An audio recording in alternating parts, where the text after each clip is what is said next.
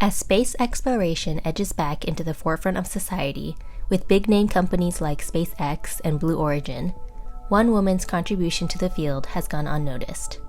Her name was Mary Sherman Morgan, and she was instrumental in advancing rocket science during the 20th century space race and bringing overdue glory to the United States. Born in North Dakota in 1921, Mary Sherman Morgan grew up during the Great Depression and didn't follow a traditional path to scientific success. After World War II, she found herself in a position no one expected, a woman, and one of the very few without a college degree, working among 900 male engineers in the engineering department at North American Aviation. Her task? To solve a monumental challenge: invent a rocket fuel that could send the Jupiter C rocket, the US's bid in the space race, into orbit.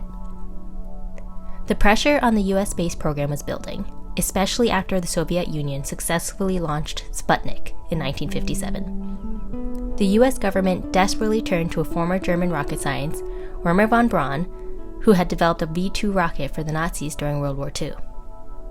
Capable of covering over 300 kilometers, the V-2 was a technological marvel, but von Braun's expertise alone wasn't enough to get the US to space. Political pressure mounted, but despite his efforts, his team's calculations could only get the rocket 93.1% of the way to orbit. With the clock ticking, the US government knew they needed more than just rocket design. They needed a breakthrough in fuel. That's when Mary Sherman Morgan's reputation as a brilliant chemist and mathematician came into play. She was handed what many in the engineering world saw as a poisoned chalice, the near impossible task of inventing a propellant capable of pushing the Jupiter C rocket beyond its limits and into orbit. Morgan rose to the challenge. She developed Hydyne, a highly potential rocket fuel designed to retrofit the existing Jupiter C rocket engine.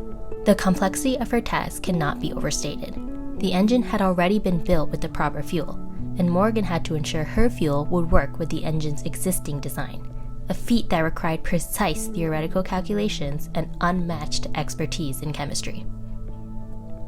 On January 31st, 1958, thanks to Mary Sherman Morgan's Hydyne fuel, the Jupiter C rocket successfully launched Explorer-1, the first US satellite to reach orbit. It was a historic moment in the space race, one that is often credited solely to figures like Wernher von Braun, while Morgan's critical role remained hidden from the public eye. While von Braun and other male engineers were celebrated as the heroes who helped America catch up in the space race, Morgan was left in the shadows. Her Hydyne fuel, which had overcome the limitations of von Braun's original propulsion design, was no longer used after more powerful fuels were developed. But its importance to the first successful US space mission cannot be overstated. Even with von Braun's contributions, he and his engineers could only get the Jupiter C rocket so far. It was Morgan's revolutionary fuel that delivered the final push, proving that her contributions were every bit as crucial as those of her male colleagues. It wasn't until decades later that Mary Sherman Morgan's story was finally told. Her son, George Morgan, authored Rocket Girl, a semi-biographical stage play and later a book of that same name, that brought her hidden contributions to light.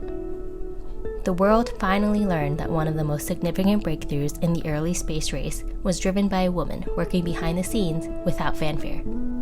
Today, as we celebrate the accomplishments of astronauts, engineers, and space leaders, it's important to remember pioneers like Mary Sherman Morgan. While her name may not be as famous as others, it's important to never forget the woman who, against all odds, launched us into the future.